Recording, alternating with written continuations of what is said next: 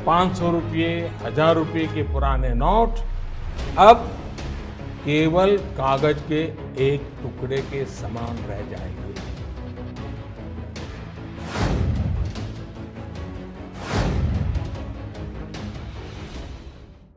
नोटबंदी या विमुद्रीकरण का अर्थ है किसी भी देश में सरकार द्वारा बड़े मूल्य के नोटों को बंद करना या उनके प्रयोग पर प्रतिबंध लगाना, जिससे वे किसी भी काम के नहीं रहते।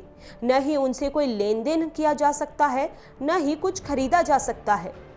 इस प्रक्रिया में प्रचलित पुरानी मुद्रा की जगह नई मुद्राएं लाई जाती हैं। ऐसा कई बार काले धन पर अंकुश व जाली मुद्रा पर नियंत्रण हेतु होता है। लेकिन यह सवाल आपके मन में जरूर होगा कि क्या सरकार के पास नोटों को वापस लेने की शक्ति होती है? दूसरे शब्दों में, जब पुराने नोटों और सिक्कों को बंद करके नए नोट और सिक्के चलाए जाते हैं तो उसे नोटबंदी या विमुद्रीकरण कहा जाता है। आखिर नोटबंदी की जरूरत क्यों होती है? ये एक ऐसा सवाल है जो लगभग सभी के मन मस्तिष्क में आया होगा और आता भी होगा कि आखिर किसी भी देश को नोटबंदी या विमुद्रीकरण की आवश्यकता क्यों पड़ती है। नोटबंदी या विमुद्रीकरण की आवश्यकता किसी भी देश को तब पड़ती है जब देश में काला धन की जमाखोरी और जाली नोटों के कारोबार में अधिकता होने लगती है।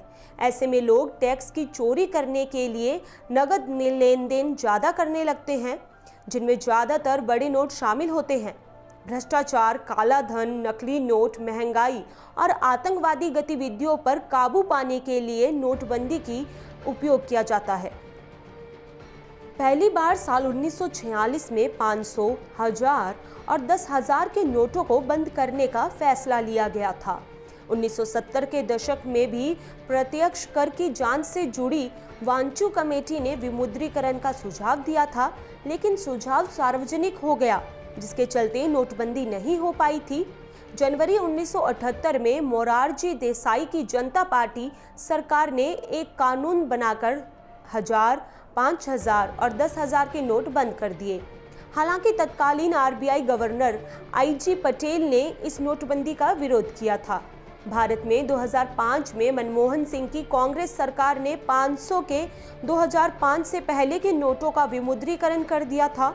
2016 में भी मोदी सरकार ने 500 और 1000 के नोटों की नोटबंदी या विमुद्रीकरण का फैसला किया।